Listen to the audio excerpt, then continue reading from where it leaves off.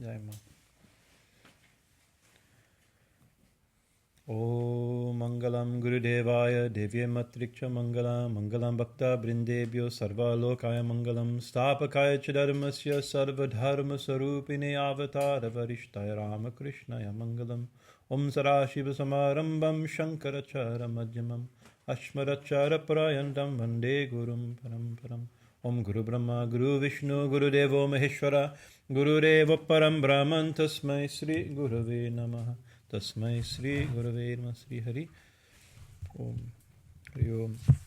So we had a little bit change of plan today. We haven't really announced a satsang because we had a guest Swami who just, I think everybody here you met, Swami Satyamananda, the new assistant minister of the Vedanta Society of Southern California. And it was kind of, he didn't know he was coming. We forced him to come. And he didn't know he was staying. So he had other programs so he couldn't stay. But we had kind of hoped maybe if he comes, he'll speak. Often we get Swami Saradananda this way. We trick him into speaking here all the time. He comes for tea and we don't let him go. Right? But he had other programs so he couldn't. I think he was willing, but timing was not there today, Swamiji. But so I wasn't really exactly prepared to continue our classes on Kali Puja, and but also today is a very holy day, so I thought maybe we'd do some reading, something a little more informal, a little break from our Kali Puja talks. Today is, what's the date today? 12th. So by date, today is the birthday of Swami Vivekananda, right? So we usually do the puja on his Titi Puja, one is on the astrological moon day, which I think is next Sunday perhaps. I think it's next Saturday here, right? So we always do the puja on the Titi day.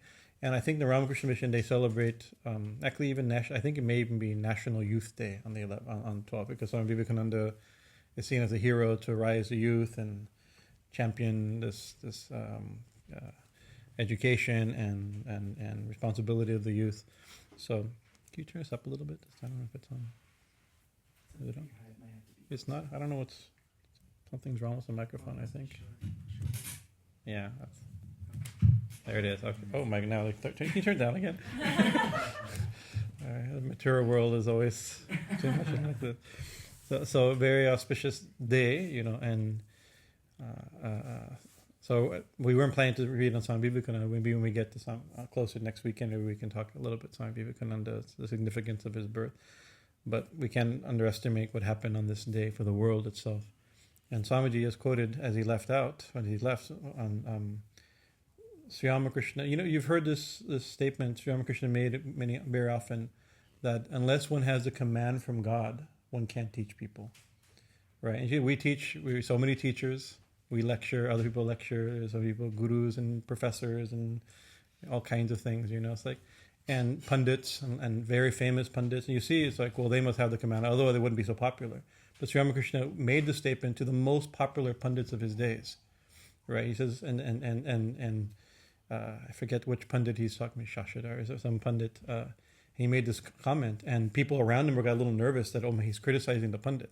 Well, Thakur, he must have the command, otherwise he's preaching. He's spreading the Vedic religion amongst the youth. And Thakur said, "Do you have the command?" And then the pundit says, "Command? I don't exactly know what that means. Everybody thinks they have the command from God. He says, "No, literally, Thakur. God appears in front of you and tells you to preach."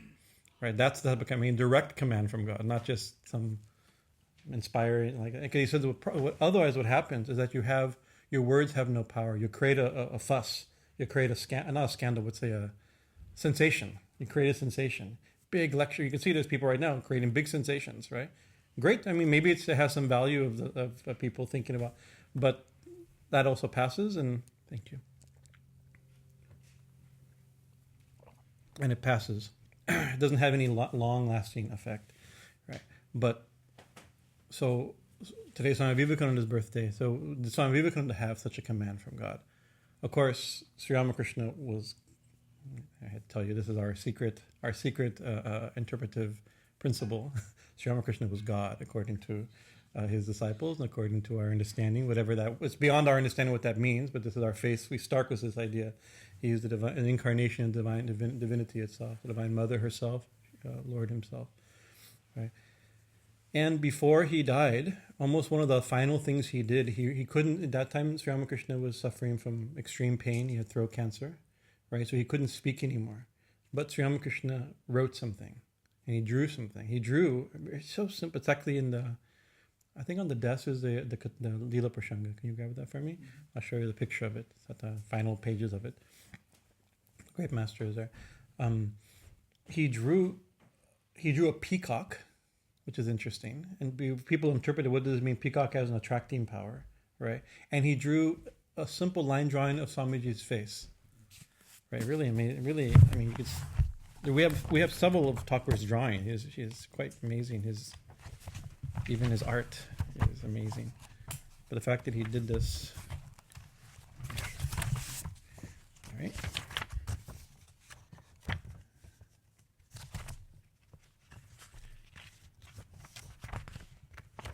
Can you look towards the end? It's the drawing I'm talking about? Yeah.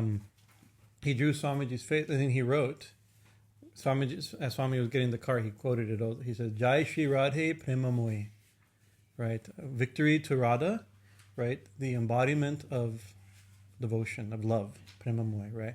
And then he wrote, Swamiji has mentioned, what Naren will teach the world. And then he wrote, and then again he wrote Jai Shri Radhe. Right, so it's interesting. He captioned it. Out of all things, Jai Shri Radhe Premamoy, Naren will teach the world, will be the teacher, and basically he signed it. Jai Shri Radhe. That's his signature in this sense, right?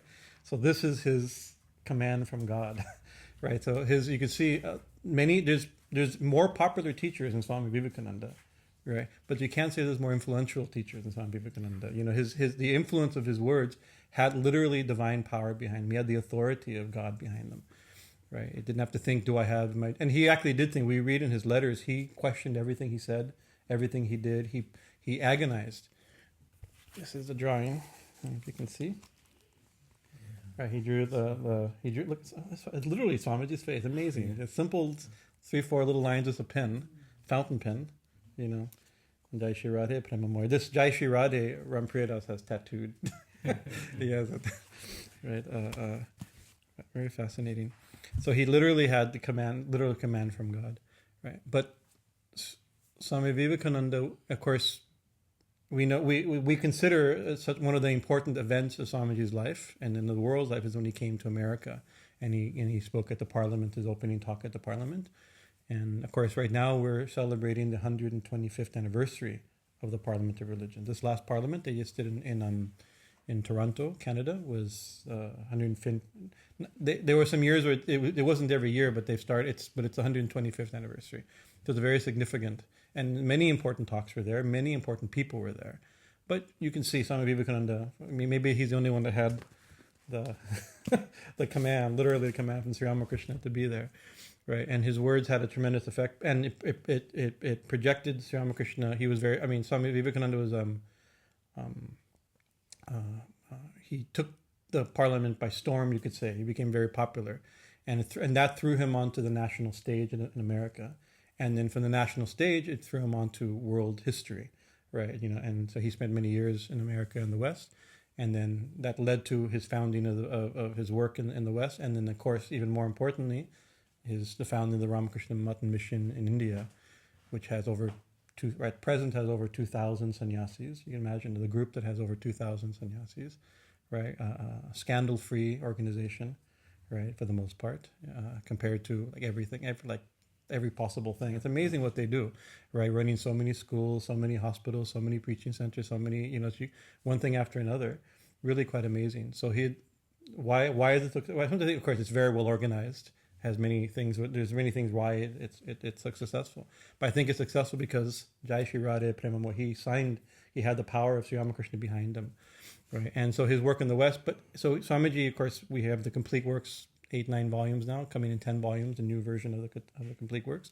Most of those talks are given in America and in Europe, right? So his work here is very important. And actually, Swami Vireshwarananda, one of the great presidents of the Ramakrishna, disciple of Holy Mother and student of Swamiji.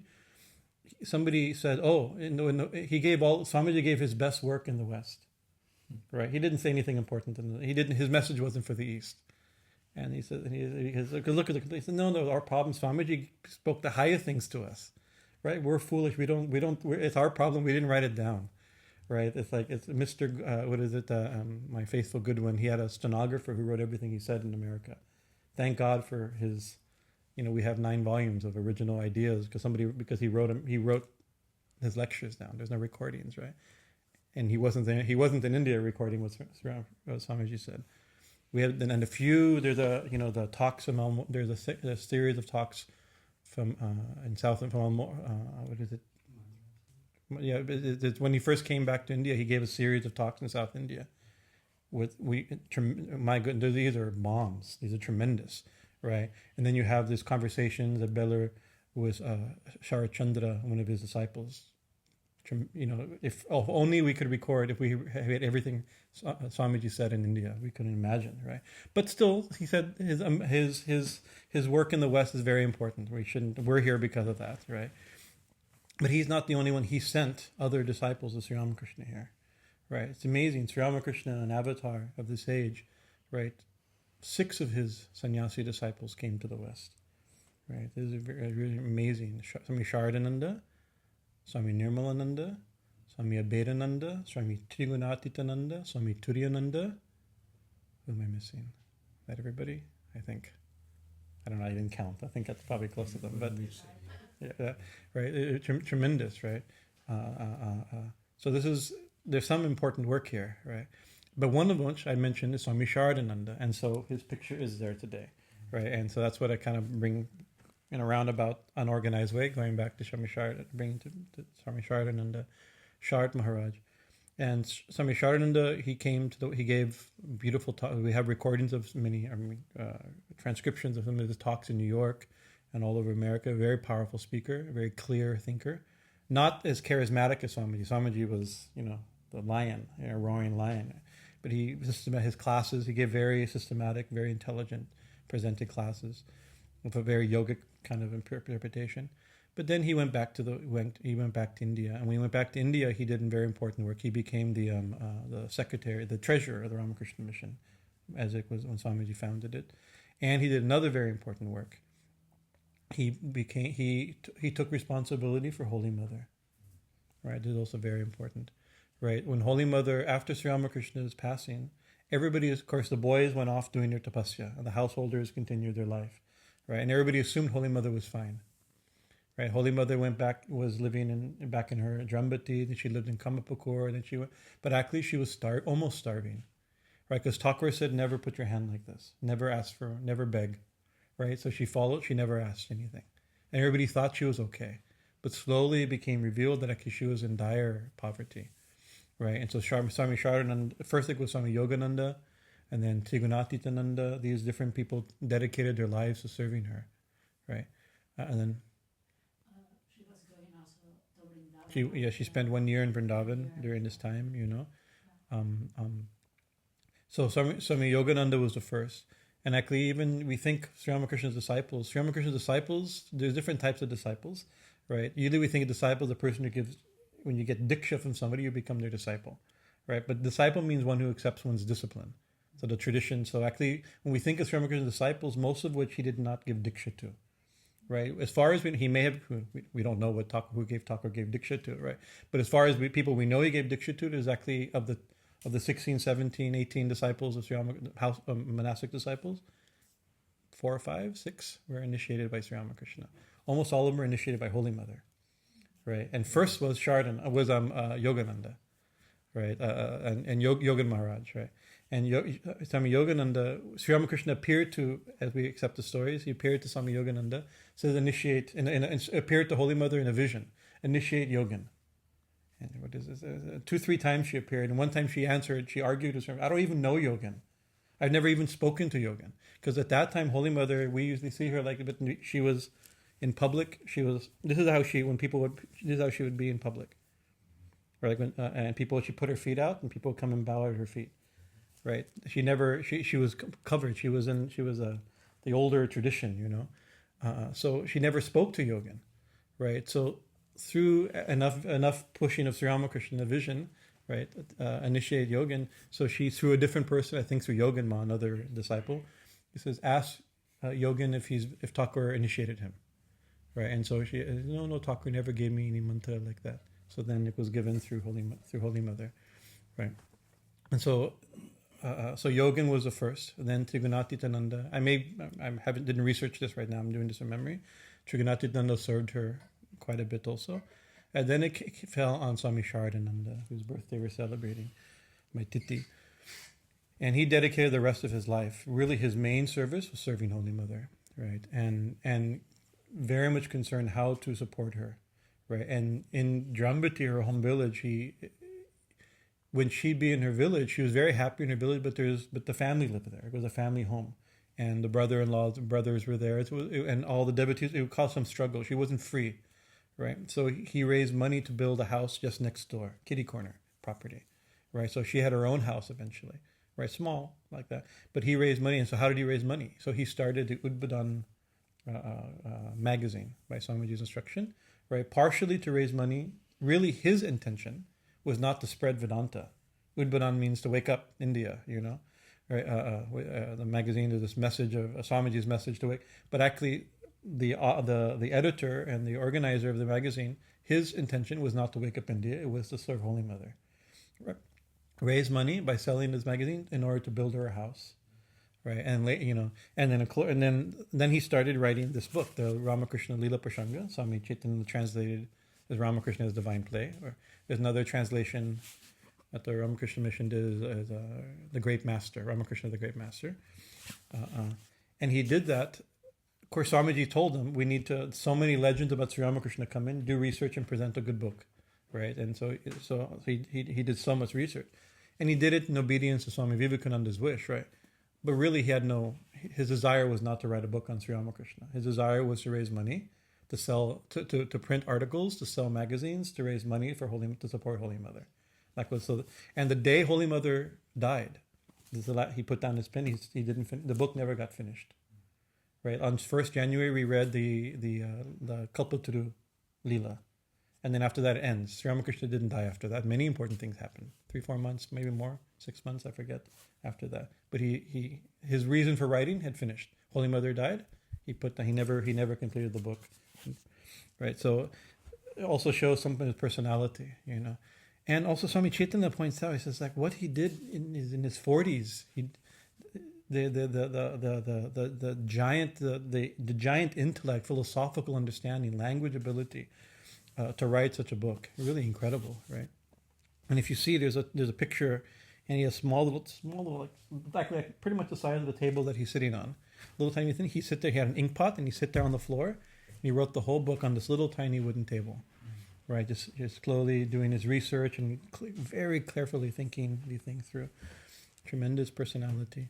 And how much devotion he had for Holy Mother, we can't even imagine. Swami Chetananda's new book on Holy Mother, you really see what type of service he did. But anyways, I was thinking what to read. Maybe we could do some reading today. And so Swami Chaitanya also another book, God Lived with Them, the life stories of Thakur's sannyasi disciples. It's part of a 2-part book, They Lived with God, on the 32 householders, mostly householders, not exactly householders. Some of them are sannyasis also, but they're not the normal list, right? And then a second volume on the sannyasi disciples. So I thought to read a little bit, just a few sections from Swamiji's book. And the section that I like, and all these, there's things on their teaching, their days of austerity, their publication, their conversations. All things are interesting. But I'm interested also in their time with Sri Ramakrishna. To me, that's more interesting, right?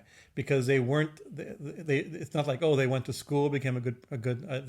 They went to school, got good philosophical training, and then went out and started teaching.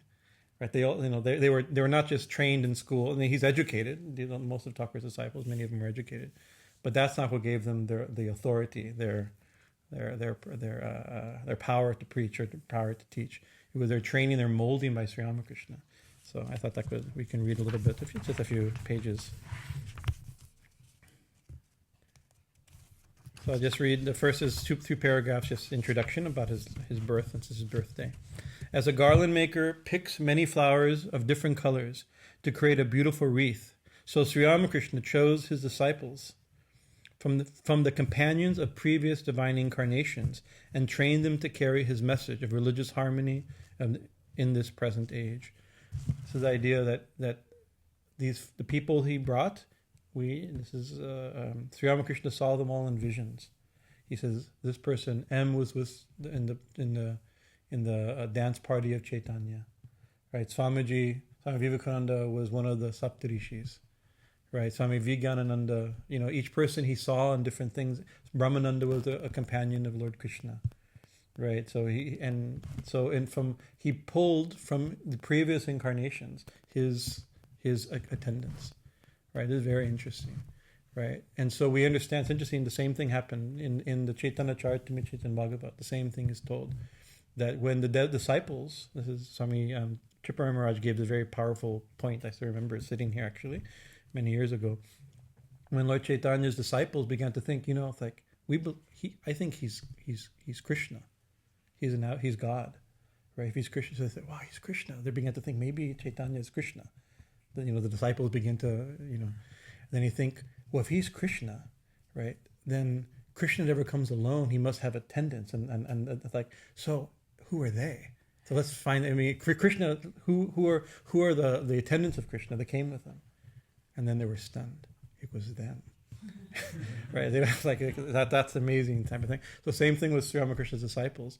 He recognized them, but many he like Swami Brahmananda's example. He told the other disciples, "Don't tell.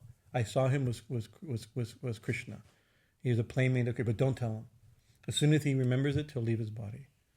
Right. So because the mind he was sent here with a little bit of Maya, forgetfulness, to do some work, right, in this incarnation.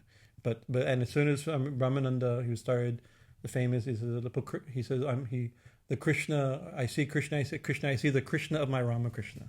What a beautiful line. And he says, put ankles on my feet. I want to dance with them. And then he thought, oh no. And very shortly he had left his body. That was his mind. He couldn't stay in the material plane anymore. Right. So this is Swami is bringing this up because Swami Saradananda was also with the divine incarnation. So we'll find out more.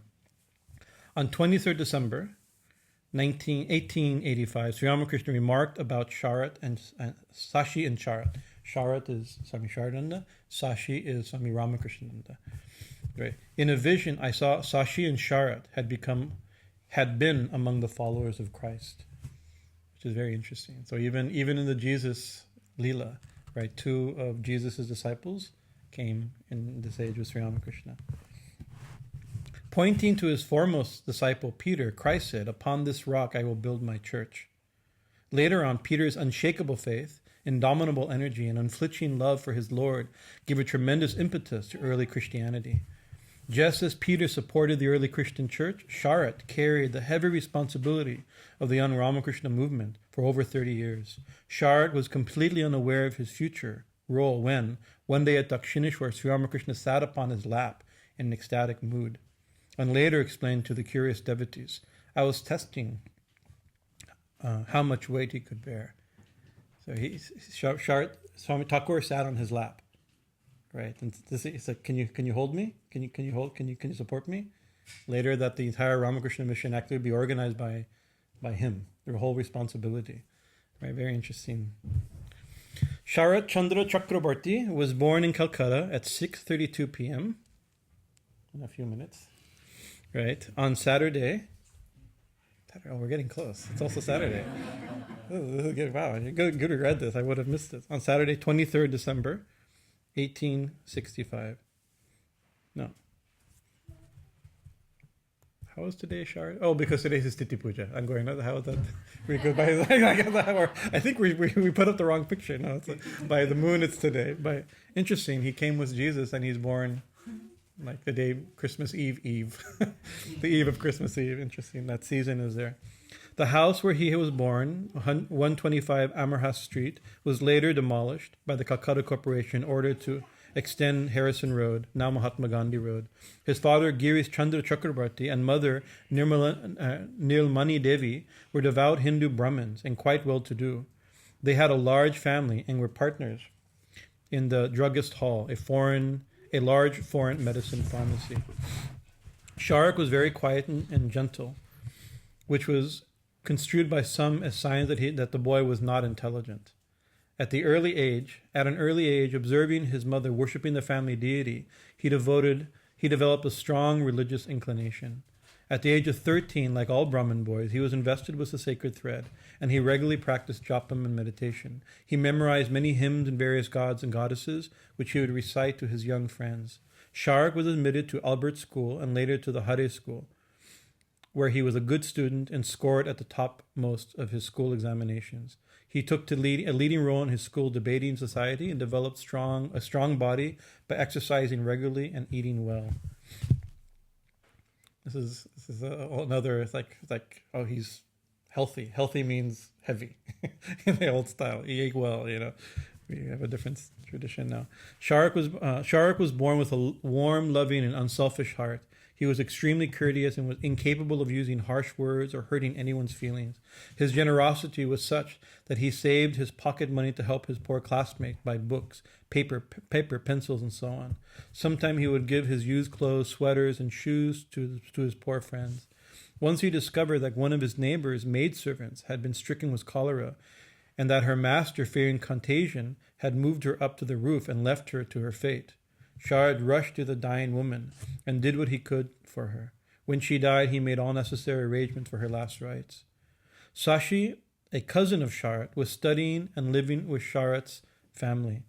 While they were in school, Shashi and Sharat were regularly influenced by the Brahmo leader Keshav Chandra Sen. They attended his services, studied the Brahmo Samaj literature, and practiced meditation according to its tradition. In 1882, Sharat passed the entrance examination, and then in 1883 he was admitted to St. Xavier College. Father Lefant was then the principal of the college. Charmed by Sharat's deep interest in religion, the noble principal began to tutor him in the Bible and in Christianity. In October 1883, Kali Prasad, a mutual friend of Sashi and Sharat, read Keshav Chandra's articles about Sri Ramakrishna in the Indian Mirror. Actually, it's interesting. Sri Ramakrishna was made, in a certain sense, made famous by Keshav Chandra Sen. And he didn't like the fact that Keshav Chandra Sen wrote about him publicly, right? Because he said, if many people know about this place, the body won't last. When you become too famous, he said, my body won't last, right? But still, it's because of this article, many of Sri Ramakrishna's disciples came to him because of this article. He wrote in Keshav Chandra Sen. He wrote the founder or the main preacher at that time of the Brahma Samaj, who loved Sri Ramakrishna very much, wrote. One after, he suggested to his friends that they all visit the saint of Dakshineshwar. All agreed. One afternoon, the group of boys arrived at Dakshineshwar and found the master seated on his small couch. He received them all with a smile and asked them to sit on the mat. He then asked their names and where they lived, and was pleased to learn that they belonged to Keshav's Brahma Samaj. At first, Sri Ramakrishna recognized Sharat and Sashi as his own. Sensing their spirit of renunciation, the master said, bricks and tiles, if burnt on the trademark, with a trademark on them, retain those marks forever. Similarly, you should enter the world after advancing a little on the path of spirituality. Then you will not sink in the mire of worldliness. But nowadays parents get their boys married while quite young, and thus pave the way to their ruin. The boys come out of school and find themselves fathers of several children. So they run hither and thither in search of a job to maintain the family. With great difficulty perhaps, they find one, but are hard-pressed to feed so many mouths with that small income. They become naturally anxious to earn money and therefore find little time to think of God. Interesting, he didn't talk like this to everybody. He's mentioning this when he sees these boys. He's awakening renunciation in them. Then, sir, is it wrong to marry? Is it against the will of God? Asked one of the boys. The master asked him to take a certain book down from the shelf and directed him to read a particular passage that quoted Christ's opinion of marriage. Quote, "For there are some eunuchs that were born, so born from their mother's womb. And there are some eunuchs which are made eunuchs of men. And there be eunuchs which are made themselves eunuchs for the kingdom of heaven's sake. He that is able to receive it, let him receive." This is a peculiar, I think this is in the letters of Paul, this statement, right? It's a very strange, eunuch is a strange term, of course, but some people are born, eunuch does not mean eunuch in this sense. We know what a eunuch means, somebody who's castrated is a eunuch, right? But it means somebody who's here it means celibate. Some are born this way, those maybe by others are made this way by others, but some choose this way for the kingdom of God, right? It's out of all things to read, right? Find from some book, there's some book that had this quote, that Thakur, we only know a few books he had in his room, but this was meant for these people to listen to, right? He read from the Bible to Sharat and Sashi about monastic life, two people that he said were with Jesus and were destined to become monks. Let him who is able to receive it, receive it. The master then asked him to read St. Paul. "I say therefore to the unmarried and widows, it is good for them if they abide even as I.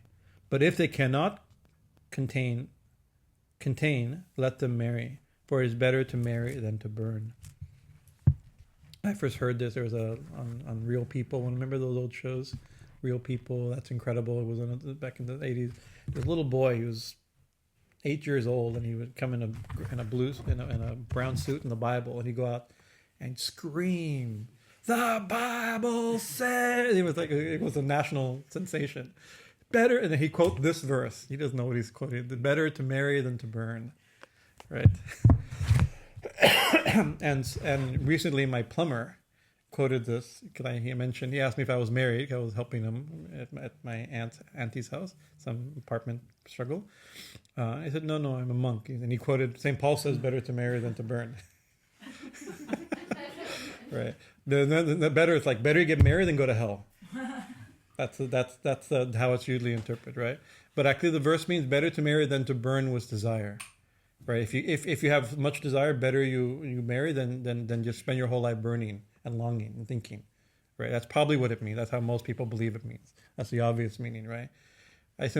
My question to him but the statement before is Paul stating it's better to live like I do, not married. I mean, Paul himself wasn't married, right? He wasn't telling everybody has to get married. But if you have much desire, then get married. Better to marry than to burn, right? It's interesting, like he took one line, completely ignored the first part of the same sentence, and used it against me. Anyways, he's a good plumber, as I was so suggesting. Pious Christian soul, Definitely didn't grow up in the Catholic Church, where there's unmarried monks and things like that. He didn't get... I therefore say that the unmarried and widows, it is good if they live as bide even as I. But if they cannot contain, let them marry, for it is better to marry than to burn. So these are the two things he read out of all the things to read to these two boys. Right. Someone interrupted, saying, "Do you mean to say, sir, that marriage is against the will of God? And how can his creation go on if people cease to marry?" Sri Ramakrishna smiled and said, "Don't worry about those. Don't worry about that. Those who wish to marry are perfect liberty to do so. What I said just now was between ourselves. I speak on what I speak on what I have got to say. You take as much of it as you like and no more." So actually, another way of saying it is, don't worry about marriage. Like I'm speaking to them, right? We know those who are supposed to. Who I'm speaking to, they understood what I had to say. But this is a very funny argument. Also, it's like if nobody gets married, it's like if Sharat and Sashi don't get married, the creation's not going to end, right? It's a foolish argument. There's plenty of people that will keep the movement going and keep the creation going. No problem. Sri Ramakrishna set the fire of renunciation in the minds of Sharat and Sashi. When they were about to leave, the master asked them to visit him alone. Sharat began to visit the master on a regular basis on Thursdays, a college holiday. On 26 November 1883, Sharat arrived at Dakshineshwar by boat with two of his friends and found that the master was about to leave for Calcutta to attend a Brahma Samaj festival of Mani Malik's house. Ramakrishna was pleased to see them, and asked his attendant Baburam to give them the address so they could attend the festival. Sharat wrote of the festival. So Swami Saradananda writes, "We saw a wonderful scene. We felt that high waves of heavenly bliss were flowing in the room. We were completely lost in the kirtan. They were laughing, crying, and dancing." So this is Thakur's kirtan, laughing, crying, and dancing. Unable to control themselves, they fell on the ground. Overwhelmed with emotion, others acted like madmen. The master was dancing in the center of the God-intoxicated group, now rhythmically, going forward with rapid steps, again going backward in a similar way. In whichever direction he would move, the people, as if enchanted, would make room for him. So the descriptions of Sri Ramakrishna's kirtan parties. An extraordinary tenderness, sweetness, and leonine, that word? Leonine, like a lion, not the word, I'm not trying to. Leonine strength were visible in every limb of the master's body. So this is, several people described exactly this. Sweetness, tenderness, and lion-like strength in his dancing. I can't visualize those combinations, right? And many people who said that seeing Sri Ramakrishna dance, it was very unconventional and unexplainable. We've never seen anything like this, his dancing in the party.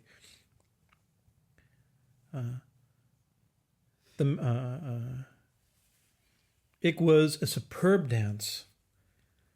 In it, there was no artificiality or affectation, no jumping, no unnatural gestures or acrobatics.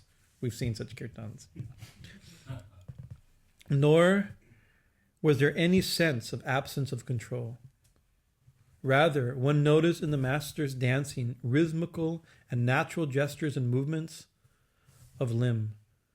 It seemed as if an overflow of grace, bliss, and sweetness surged from within, like a big fish happily swimming all over a vast clear lake, sometimes slowly and sometimes fast. It was as if the dance was the dynamic physical expression of the surge of the blissful ocean of Brahman, which the master was experiencing within. As he danced this way, sometimes he lost outward consciousness and sometimes his cloth fell. When that happened, someone would fasten it tightly around his waist. Again, if he saw someone lose normal consciousness, imbued with divine emotion, he would touch that person's chest and bring him back to consciousness. We felt a current of divine bliss emanating from the Master and spreading in all directions, making it possible for the devotees to see God face to face. Afterward, the Master told all of us that one could attain supreme peace if one could raise the mind and sense objects. If one could raise the mind from sense objects to God. So this is actually, it's interesting he includes that in the description of kirtan. This is actually the benefit of kirtan. You forget the world and the mind rises. But there's also Sri Ramakrishna not describing this and then now not critiquing it. But Swami Vivekananda was actually, he warned in one lecture against overly enthusiastic jumping in this type of kirtan. And there's a scene in Sri Ramakrishna's room, a similar scene. People are going, the scene got out of control. People are jumping, people are fainting, people are shaking on the ground, and it's like in chop crackers like that. And somebody saw this and was like, what is that? Nobody's ever seen like that. And then he asked, how many have attained bhava or ecstasy? So is he thinking? A couple of them. He mentioned, I think, Bhutana, Latu Maharaj, 2-3 people. The rest is emotion, right? So like the real. So there's one. Even Sri Ramakrishna mentions, Swamiji mentions it. What happens in kirtan? You go flying, and we want to go flying. That's the time to go flying, right? But you go flying up, and if you jump up, what happens if you jump up? You come down, right? Right, and also there's a thing, even prana and kundalini, Shakti flies up into the higher chakras, but it's not built upon, Thakur is built upon a lifetime of austerity and devotion, purity, selflessness, so he's already on the upper levels. It doesn't take much for him to fly into the absolute, but we jump to the absolute, we jump to the higher level. And we don't have the sadhana to hold us up, the purity to hold us up, and we come crashing down. And so Swamiji said what happens is that you go flying up and you go down below where you started from. Right? You fall below. Right? There's an energetic science secret to it, right? And he says what happens, and you see, and we can see in modern day kirtan tradition, but even in the kirtan tradition of Thakur's time and before, right? Some of the most immoral things would be done after kirtans, right? Because the mind goes flying up and then goes to the lowest possible point, back fully in the body, below the body, at the lowest part of the body. Those energies would be activated. Right, and maybe some know the modern scene as some of that too. The mind goes flying, but it's not built upon culture, sadhana, yama, niyama, the whole thing. And so there's a danger because it's not Sri Ramakrishna. Sri Ramakrishna's flying, and he takes others with him. But interesting. If one can attain supreme peace, if one could raise the mind from sense objects to God, right? This is a real goal of kirtan. One day at Dakshineshwar, the master was praising Ganesha, the god of success, for his great filial love and absolute purity of heart. Sharak was present in the audience. He said at once, "Sir, I like the character of Ganesha very much. He is my ideal." "No," the master immediately corrected him and said, "Ganesha is not your ideal." Each person has a different ideal, right? "Your ideal is Shiva. In you lie dormant the attributes of Shiva. Always think of yourself as Shiva and me as your Shakti, as your power. I am the ultimate repository of all your powers." It is amazing how this mystical utterance of the master was fulfilled later in Sharat's life. Right, it's interesting. One of the things he's praising Ganesha for his filial love, which means his duty to his parents. And Thakur often mentioned, that famous, I just heard it this morning actually in a talk. I was back in my room listening to one lecture. Somebody quoted this story of Ganesh. No, it was Swami Bhajanananda in that lecture the other day, where we all know the story that there was a contest. We have a necklace, or there's a different version of the story of this necklace. I'm going to give it Shiva and Parvati so I'll give it to whoever can circle the universe 3 times first. Of course, Kartik jumps on a very swift bird and goes zooming across the world 1, 2, 3 times, and Ganesha gets up and just walks around Parvati, right? So Parvati, and those, of course, literally they're God. You walk around God, but it's not glorified because Shiva and Parvati are God. It's glorified because Shiva and Parvati are his parents. Like the love of the duty of his parents, the parents as the center of his universe. He won the award, right? So Thakur often quoted that the glory of Ganesha's Leela is the duty to the parents. Even Sri Ramakrishna fulfilled his duty to his parents, right? He took care of his elderly mother till she died. Left her body, and Dakshineshwar itself was her feet in the Ganga, right? So, but that's not your ideal. Your ideal is Shiva, right? It's not about because he's meant to be a monk, right? He has a different ideal, right? Also, there's a mysterious thing we don't talk about often. He says you're born with nature of Shiva. Other people say you're born with a nature from a part of Vishnu. That some people have different tendencies. He'd see where people think, by my family or my convincing of my friends this is a proper religion. This is not you're not born for that purpose. You're born with this nature. Thakur could see and correct them. Right, very interesting. He said, I could see. This is a very fascinating. Swami Chetananada translated an untranslated section of M's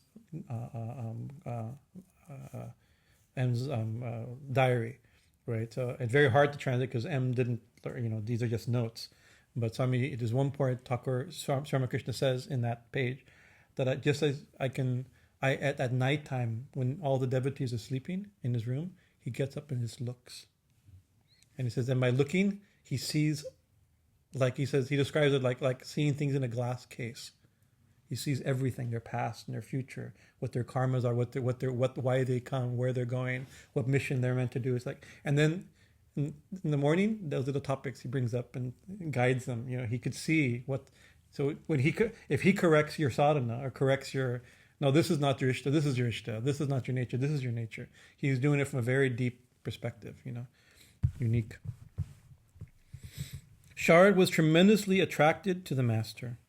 Not only did he visit Ramakrishna regularly, but he also began to stay the night at Dakshineshwar in order to practice spiritual disciplines under his guidance. The master would awaken his young disciples at midnight and send them to different spots in the temple garden. Once Sharat could not concentrate, and he reported to the master. Immediately the master pressed his finger between Sharat's eyebrows, and his mind became calm, like the flame of a lamp in a windless place. This is described in the scriptures, right? The mind has to be like a flame not moving, right? Before coming to Dakshineshwar, Sharat had met Narendra, Swami Vivekananda, at a mutual friend's home in Calcutta without knowing who he was. Sharat's first impression was that Narendra was conceited and had bad manners. If you know Swami Vivekananda's personality, he definitely was a strong personality, and he didn't care about social etiquette, right? The way he dressed, the way he's like, if something was wrong, he'd say it.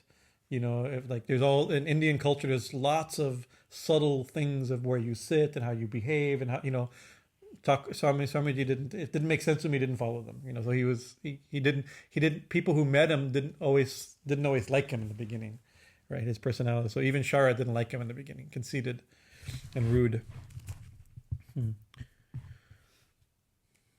Later, during his second and third visit, Sharat heard the master praise a young man named Narendra so highly that he became interested in meeting him, not realizing that this was the same person he had already met and disliked. Pointing to the young disciple, the master said, "These boys are good. This boy has passed 1.5 examinations." Sharat was preparing for his first arts examination. "He is polite and calm," pointing to Sharat. That's like that. He's polite and calm, right? But I have not seen another boy like Narendra. Right? He is as efficient. He is as efficient in music, vocal and instrumental, as in the acquisition of knowledge, in conversation, as well in religious matters. He loses normal consciousness and meditating the whole nights. My Narendra is a coin who has no alloy whatsoever. Toss it up and you hear the truest sound, meaning it's pure gold. There's nothing mixed. You throw it, you click it, it's pure. My Narendra is a coin which is no alloy with whatever. Toss it up and you hear its truest sound. He goes to the Brahma Samaj also and sings devotional songs there. But he is not like the other Brahmas. He is a true knower of Brahman. He sees the light when he sits for meditation. Is it for nothing that I love Narendra so much? So the one that he thought was rude, he's like, yeah, this boy is very polite. But Narendra, there's power, right? He's a knower of Brahman. He has all these qualities. Curious, Sharat asked, "Sir, where does Narendra live?" The master replied, "Narendra is the son of Vishwanath Datta of Simla, Calcutta." After returning to Calcutta, Sharat went to visit Narendra and was amazed to see the same boy whom he had previously met. From then on, they became close friends. They visited each other and talked long hours about the master and spiritual life. Narendra told Sharat and Shashi about his experiences with the master. He is bestowing love, devotion, divine knowledge, liberation, and whatever else one may desire on whoever he likes. Oh, what wonderful power. He can do anything he likes. Swami Vivekananda's description. When the master heard from Sharat about his meeting with Narendra and the development of their close friendship, he was overjoyed. He remarked in his homely way, "A housewife knows which lid goes on which pot, on which cooking pot." That's a beautiful description. Somebody who knows their kitchen knows which pot goes on, which lid goes on which pot. He knows how to which souls, which people are supposed to be friends. The connection, very beautiful. It's a great image. I don't remember reading that. It's great. One day, Sri Ramakrishna became the Kalpataru. We read this Leela on New Year's Eve, right? The wish-fulfilling tree, and fulfilled the wishes of his disciples. Some asked for devotion, some knowledge, some liberation. Seeing Sharat silent, the master asked him, "How would you like to realize God? What divine vision do you prefer to see in meditation?" Sharat replied, "I do not want to see any particular form of God in meditation. I want to see God in all beings. I do not like visions." The master said with a smile, "This is the last word in spiritual attainment." You cannot have it all at once. But I won't be satisfied with anything short of that, replied Sharat. I shall strive my best until I am able to attain it. At last the master blessed him, saying, yes, you will attain it. Sri Ramakrishna kept a vigilant eye on his disciples. Observing Sharat's spirit of non-attachment, the master asked him, whom do you love most of all? Well, sir, answered Sharat, I don't think I love anyone. At this the master indignantly said, what a dry rascal. We know he didn't use the word rascal. Fall either into one pit or the other. Into the pit of filth or into the pit of gold. Right? You have to choose. You have to love something. Right? That's a very fall into one, but do something. What is it? There's I think maybe in the book of Revelation perhaps, where it says something like, Jesus mystically says, because you're neither hot or cold, I shall spit you from my mouth. Right? You do something. Be love something,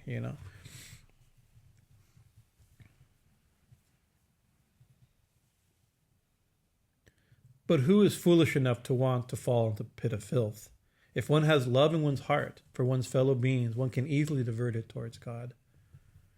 Once the master sang a Brahmo song to Sharat and told him, assimilate any one of these ideas and you will reach your goal. The song runs as follows. Maybe that same message is we can assimilate one of these ideas. Thou art my all in all, O Lord, the life of my life, the essence of essence. Actually, Swami Chetananada used to tell people we used to go to Swami Chetananada to give us some practice or something like that. We had to memorize the Stila Prajna verses from the Gita, what the man of steady wisdom. There's like 20 verses and there's different things. This is one of the songs he said you should memorize and you should repeat it every morning for some time. The ideas are great. Thou art my all in all, O Lord, the life of my life, the essence of essence. In the three worlds I have none else but thee to call my own.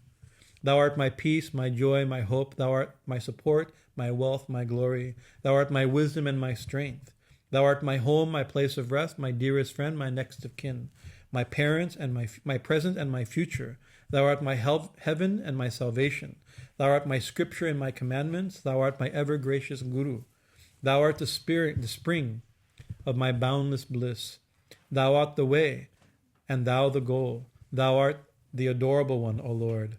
Thou art the mother tender-hearted, thou the chastising father, thou the creator and protector, thou the helmsman who does steer my craft across the sea of life.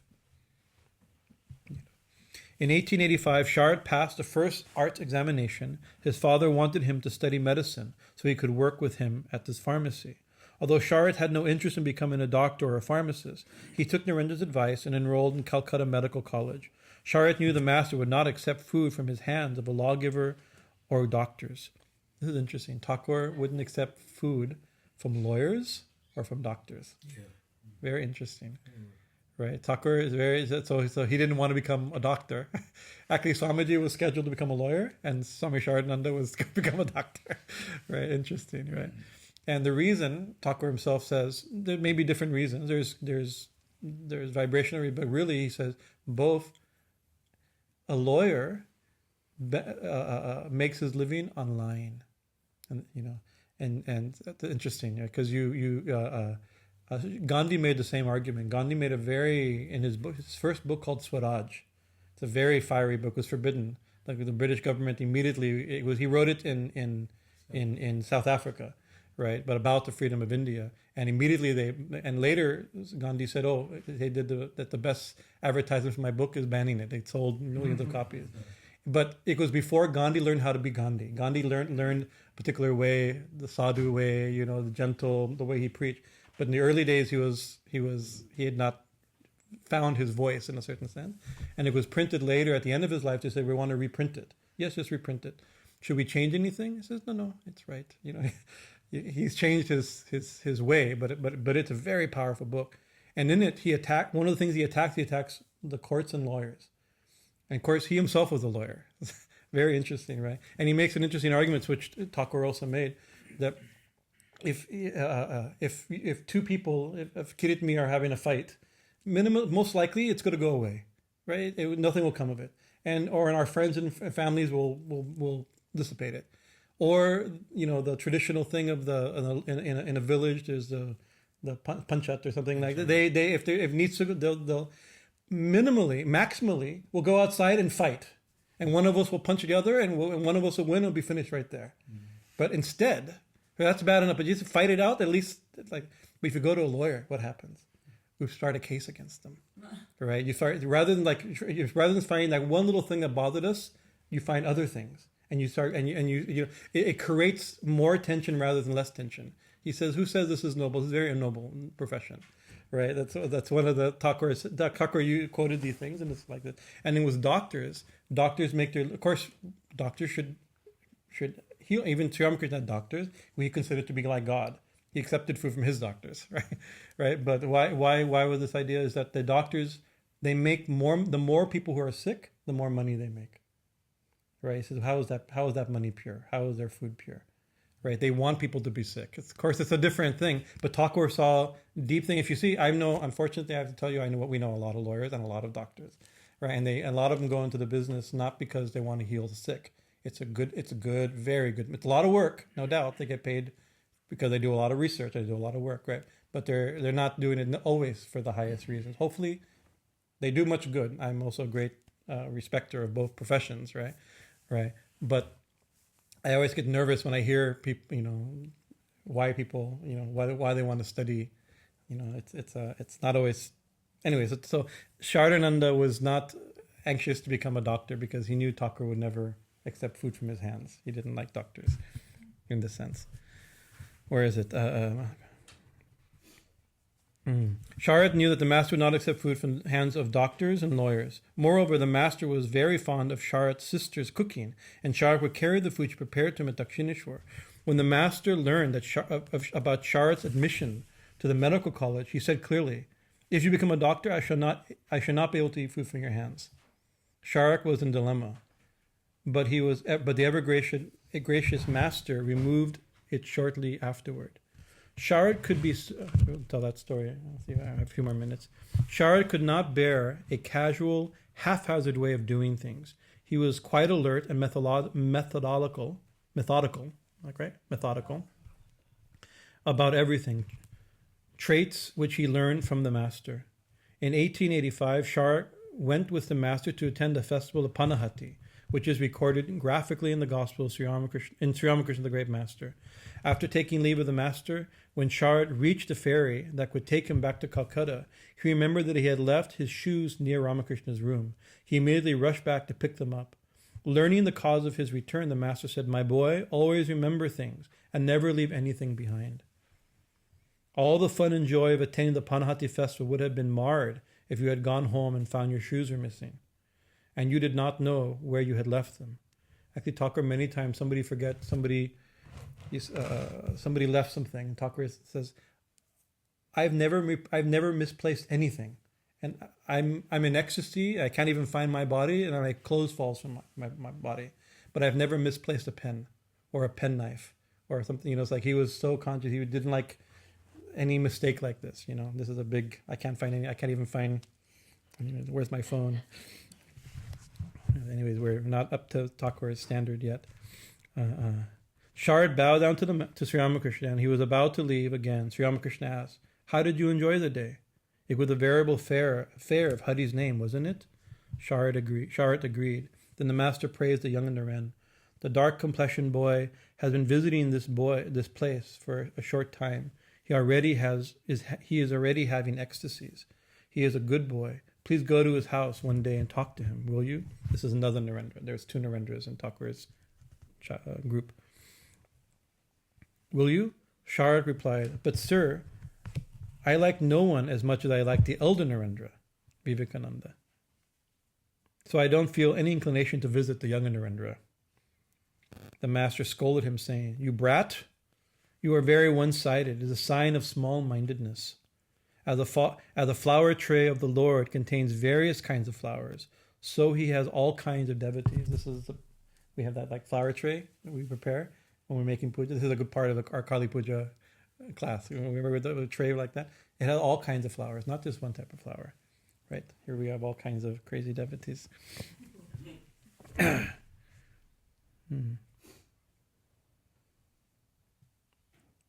is a sign of you must one day visit the young Narendra, won't you? Sharad promised to visit him and left. After a few days, Sharad went to visit the young Narendra and had a wonderful conversation with him, which solved the great problem of his life. In passing, the young Narendra had said, "Brother, whenever the master asks us to do is for our good. Otherwise, what self-interest does he have?" Immediately, Sharad realized why the master had insisted that he visit the young Narendra. The master's every word and action had some deep meaning. Sharad then gave up his study of medicine, so he could serve the master wholeheartedly. That was the setup, right?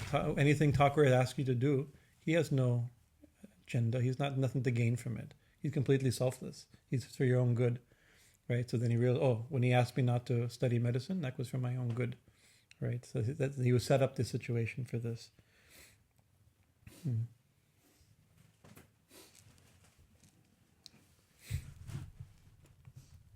I think maybe actually it's only 2 paragraphs left, and then we'll finish this section. So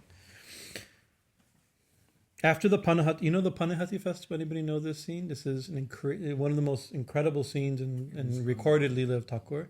Panahati is a place not far from Dakshin and not far from Calcutta, in the village, and it was a scene of I'm forgetting the disciple, but there was a disciple of Nityananda and Chaitanya, and I think Chaitanya made a comment or something like that he's to his disciple there. He said, "I want you to make a festival and invite all the devotees." So okay, certainly, but I want you to use broken rice, chipped rice.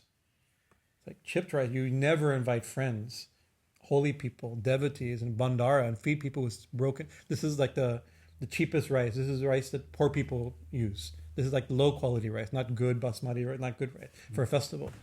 So he was horrified, but this is all Leela. I forget if it's Nityananda or Chaitanya who gave the instruction. Forgive me. But he made an incredible festival. He made the most wonderful dishes of always broken rice, like 108, 1,000 dishes, all fancy, every possible fancy rice, but with broken rice. And there was a great kirtan festival, right? But still at that place, since that time, there's a yearly annual festival, Panahati festival. And one time Sri Ramakrishna attended it. And it was the most incredible. Dancing in ecstasy, like Lord Chaitanya dancing. And Haley has painted it. We have a beautiful painting we'll hopefully get framed shortly. It could be one of the great paintings at Kali Mandir. It's like nobody's seen anything like this. The way he danced at that festival and the description of it. Right, so this is mulling around this festival. After the Panahati festival, Sri Ramakrishna developed throat cancer. That's true. In September 1885, he had moved to Shampukur, Calcutta for treatment. Some prominent doctors began treating him, and the young disciples, including Sharad, devoted themselves to nursing the master under Narendra's leadership. The doctors cautioned the disciples that Ramakrishna's cancer would be aggravated if he talked often and merged frequently into samadhi. So the disciples kept a vigilant watch over him.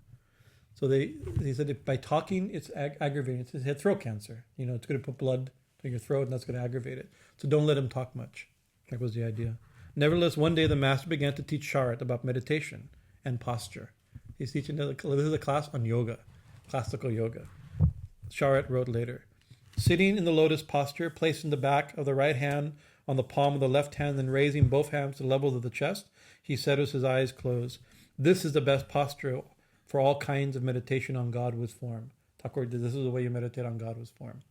As Thakur said. Again, seated in the same posture, he placed his right and left hands on his right and left knees respectfully and touched the tips of his thumbs and index fingers, while the other hands remained straightened. Then fixing his gaze between his eyebrows, he said, "This is an excellent posture for meditating on the formless God." We know this. So it's Thakur during his sickness is describing positions for meditation, right? Saying so, the master went into samadhi. Shortly afterward, he forcibly brought his mind to the more normal plane of consciousness and said, "I cannot show you more now. I couldn't show you more. As soon as I sit in that way, the mind gets stimulated and becomes absorbed in samadhi, and the air currents move upward and hits the wound in the throat. That is why the doctor advised me to avoid going into samadhi." So doing this even caused him to cause pain in his body, Sharat humbly said, "Sir, why did you show me all those techniques? I didn't ask you. Right? Why are you doing such things? I didn't ask you, and it's making you sick." Right? "That's true," said the master. "But it's hard for me to remain quiet without telling you and demonstrating some spiritual matters to you all." Sharat was touched by the master's infinite compassion for him. On 11th December 1885, Sri Ramakrishna had moved to the Kashipur garden house close to the Ganga. The air there was not polluted, as polluted was in Calcutta. In the beginning, Sharat served the master while staying at home, but later he moved to Kashipur. Sharat's father was alarmed. One thing going to Sri Ramakrishna is one thing, but not living with Sri Ramakrishna. Every father is scared of the kid becoming a monk, joining some weird group, living at Kali Mandir or something like that. That's too much. He felt that his son had been brainwashed by Sri Ramakrishna. He begged Sharat to be guided by their family guru, Jagan Mohan Takalankar, a famous Pandit and Tantric yogi. Actually, Sharat's from a Tantric family. His father was a Tantric pujari. So interesting. When Sharat did not respond, Girish hit upon another plan to bring his son back home. He went to Kashipur with Jagan Mohan, requesting him beforehand to ask some difficult, esoteric questions of Sri Ramakrishna in front of Sharat. He thought that if the master could not answer those questions, Sharat would come back to his senses and return home. Tricky. Very fascinating. But the result was the reverse. After talking briefly, Jagan Mohan realized the greatness of the master and told Girish privately, I will never advise Sharat to give up such a guru." Girish's hopes were dashed, but he still did not give up. He thought that perhaps a marriage could bind Sharat to the world. Another day, he went to Kashipur and told Sri Ramakrishna, "Sir, if you ask Sharat to marry, he will." Immediately, Sharat said, "Do you think I shall obey if the master asks me to marry? Even if Thakur asks me, I won't get married. In no way shall I deviate from my duty, even if the master requests me to do so." Sri Ramakrishna said to Girish with a smile, "Did you hear what Sharat says? What else can I do?" Once Sri Ramakrishna remarked, "Mahamaya does not trap those who are around me." Sharat was the eldest son and the center of his family's attention because of his maturity and intelligence and his loving and steady nature. Gradually, Sharat's mother and brothers became devotees of the master and visited him at Kashipur. One day, Charu Chandra, one of Sharat's younger brothers, came to see the master. Ramakrishna was pleased to meet the boy. "He is a fine boy," said the master to Sharat, "a little more intelligent than you. Let me see if he has good or bad tendencies." So saying, he took Charu's right hand into his own and weighed it, saying, "Yes, he has good tendencies." You know this? Thakur would weigh people's hands to see whether they were heavy or light. He could see if people were hypocrites. I'm always scared. It's interesting. One devotee was a great devotee of Holy Mother, Girish, who made our Shivalingam outside, carved our Shivalingam. He said he never liked Sri Ramakrishna. He was scared of him. Right? Holy Mother never judged anybody. Holy Mother, he knew if he ever met Sri Ramakrishna, he'd look at his eyes, look at his chest, weigh his hands to see whether they had good qualities. He didn't want to be judged like that, but Thakur would watch everything. He then asked Sharat, "Shall I draw him? That is, draw his mind away from the world and turn him towards God? What do you say?" Sharat replied, "Yes, sir. Please do so." Sri Ramakrishna thought for a while and said, No more. I have taken one, and if I take this one, your parents, especially your mother, will be very grieved. I have displeased many a Shakti in my life. No more now. Right? I've already upset so many mothers because I've taken their children. I won't take another child. He didn't want to upset Shakti. Right? No more now.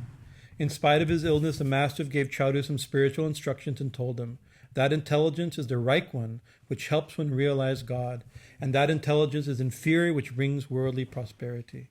He asked his attendants to give the boy some refreshments and send him back home. Day and night in Kashipur, Sharat witnessed the final divine play of Sri Ramakrishna. On 1st January 1886, the master went into his last walk in the garden and again became Kalpataru, a wish-fulfilling tree. He blessed many devotees, saying, "Be illumined." Sharat and Latu were then busy cleaning the master's room and saw that historical event from the roof. Later, when someone asked Sharat why he did not go to the master for blessings, he replied, "I did not feel the necessity for that. Why should I? Was not the master dearer than the dearest to me? Then what doubt was there that he would give me of his own accord anything that I needed? Sometime in the middle of January, the elder Gopal wanted to distribute 12 pieces of ochre cloth and 12 rosaries to some monks. Pointing to his young disciples, the master said to him, "You won't find better monks than these. Give your cloth and rosaries to them." Instead, Gopal offered them to the master, and he himself distributed them amongst his young disciples. Sharat received the ochre cloth, the garb of a monk, from the master. This is really the founding of the Ramakrishna mission, Ramakrishna order. He gave, and then later they took formal vows. With a view of teaching them to rely on God and to purge pride from their minds, one day the master asked the disciples to beg food from door to door. Also a tradition of the monks. You go begging your first food. Like a traditional monks. Later, Sharat told one funny incident. When he appeared in front of the house and asked for alms, an old woman came out and diligently said to him, "You have such a strong body. Why are you living on alms? Can't you get a job as a tram conductor?" So saying, he shut the door. Was that? Interesting. Actually, there's a funny, in the Ramakrishna order, when they become a monk, you go begging for 3 days, right? And you'll see them there. They go out, they're unstitched cloth and barefooted, and you'll see the bunch go begging. And one Swami told this story. They went begging, and one place immediately they get chastised. He says, "You're young. Why don't you get an office job, an accountant, right?"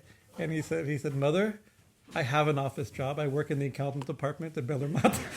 This is symbolic. Please give me a little bit of rice. I have a just job. Don't worry." So anyways, Jai Sri Ramakrishna, Jai Swami Saradananda, Swami Vivekananda. All right, Hari Om Tat Sat.